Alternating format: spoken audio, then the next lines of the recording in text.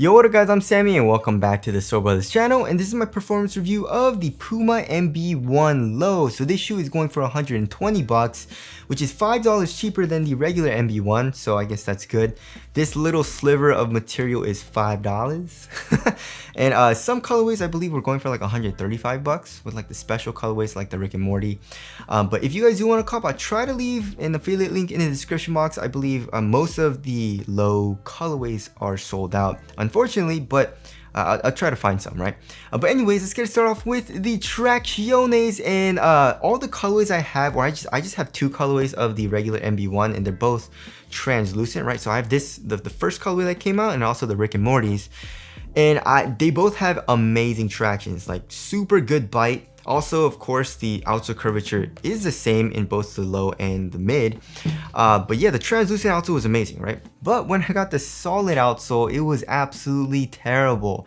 And it's better now though. I broke it in and it took a couple of days actually. I needed to break it in for a long time.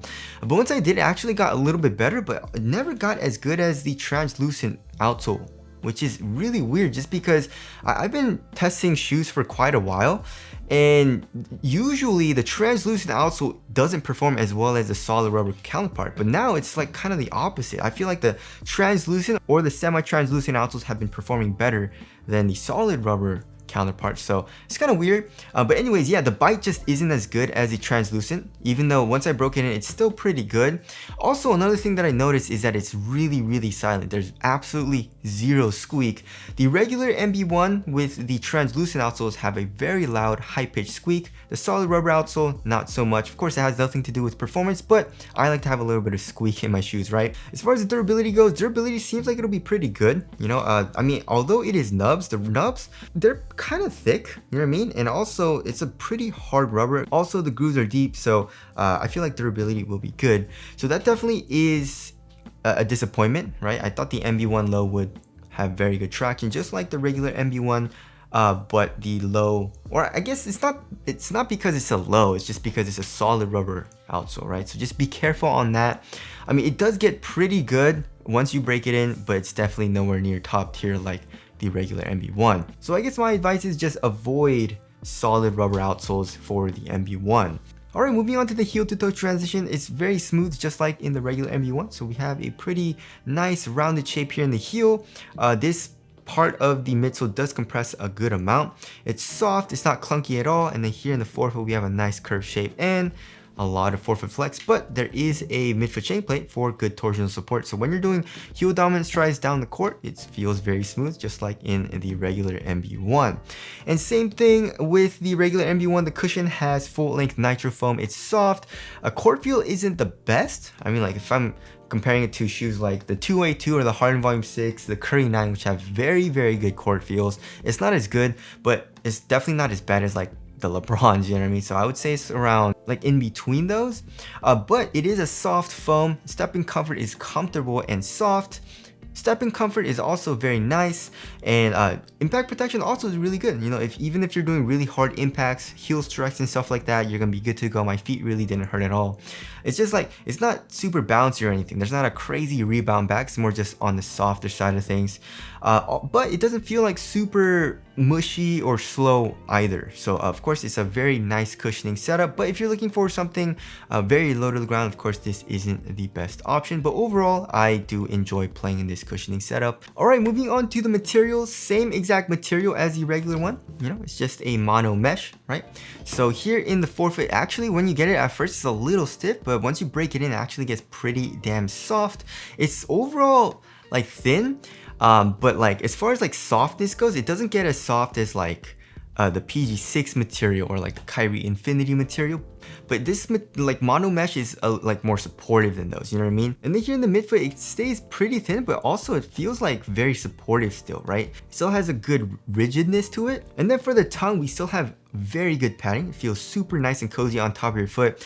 But here in the ankle area, it actually has a little bit of padding, but definitely not as much as the mids. So yeah, I mean, it's pretty much the same feeling as the Mb.01. Feels a little bit more minimal though here in the ankle area. It feels nice and cozy and soft, but also supportive. So overall, I do like the material, especially for like 120 bucks. Moving on to the fit. fits pretty much the same as the MB1. Lengthwise, I was good to go, true to size. Here in the toe box, it's a little snug. I can curl my toes up just a tiny bit, but it's still a nice snug fit for me. And then for the width, it's slightly narrow to like a normal width. So yeah, pretty much the same exact fit as the regular MB1. As far as the support and lockdown goes, pretty much the same thing for lateral containment. Of course, like the exact same thing as well. I mean, this mono mesh is super supportive, right? You can also see this fuse. It's also really good for durability if you do toe drags right here. So lateral containment here in the forefoot was good, and then here in the heel and midfoot we have the cage coming up, and we have an internal TPU heel counter. So lateral containment is also very, very good. Lateral stability is very good as well. I mean, it should be the exact same width, right? Yeah, I mean, so lateral stability was also good in the MB1 low, but one thing that I really didn't like was the heel lockdown, right? So it just felt like my heel was not held into the shoe that well, and it felt a little bit worse than the KD15s, right? I kept playing in it and it just never got super good, you know what I mean? And the laces, like no matter how tight I tied it, I mean the laces always get loose when you play in it, right? So I had to like re-tie my laces like every single game, or else I felt the heel slippage, and it just didn't feel super locked down to me, right? So it's just like a weird feeling where like my foot felt like kind of choked by the laces, but also it still didn't feel super locked down here in the heel, right? So I didn't really like how that felt. And the KD15s I could deal with, you know, wasn't a huge issue, but the MB1 low, it got to the point where it was a little annoying. I didn't really like playing in it because of that. And then of course I switched into the MB1, like the regular mids, and these have really good heel lockdown, and it feels like it's because there's more foam, like there's a little bit more padding here, and also obviously it goes higher up on the ankle, so it has better heel lockdown in the regular MB1 as opposed to the low. So yeah, that's one reason why I didn't like playing in the low as much. Alright, moving on to the weight. I mean, it's probably around the same weight, right? I already did this in the first impressions. It's like 13.76 ounces. Let's check the low.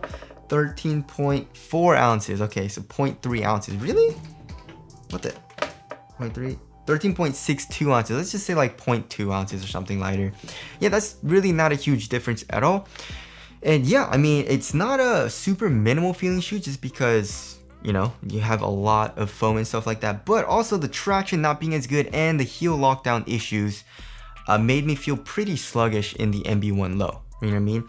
And of course, when I'm playing in the regular MB1, the mid top, it's still like not a super light shoe and also not a very minimal shoe either, but I feel really quick in it because it's a very responsive shoe. The traction is really good.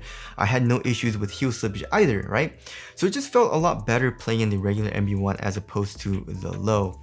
Moving on to the ventilation, I mean, there's a little bit of, you know, airflow through the mono mesh, but you know, there is a good amount of foam here in the midfoot and in the ankle area. So overall, it's a warmer shoe.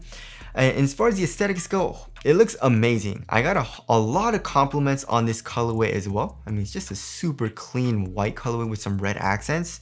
Of course, what do you guys think looks better, the mid or the low? I don't know. They both look amazing though, right? So anyways, there is the aesthetics. As far as this shoe goes, wrapping things up, the MB1 low is a no-go, right? And that's definitely a bummer, just because I like low tops, but honestly, the MB1, like the mid top, didn't really restrict my ankle movement that much, and it kind of felt like I was playing in a low top anyway. So to be honest, I don't really even know why they made it low, you know what I mean? So yeah, I mean, in my personal opinion, I would recommend to you guys just getting the mid. It's only $5 more and you get better heel lockdown. I mean, it's not because it's a mid that the traction is better, but I would recommend getting a translucent outsole. But the MB1 low, out of all the colorways that came out, I don't think a translucent outsole was available in like the team colorways. I don't remember the UFO colorway, maybe that had a translucent outsole, I'm not sure. But out of all the team colorways that came out, like the triple white one and then the one with the blue accents, they all have a solid white rubber outsole, so do be careful with that. So yeah, I was pretty disappointed. I was looking forward to having a very good time playing in the MB1 low. But honestly, I didn't really enjoy it all too much. And then I just found myself switching to the regular MB1, right? But anyways, that about wraps up my review of the MB1 low. I would suggest just getting the mid. Again, if you guys do want to cop this shoe, I try to leave an affiliate link in the description box, but that's it. Thanks for watching, and I'll see you guys in the next one.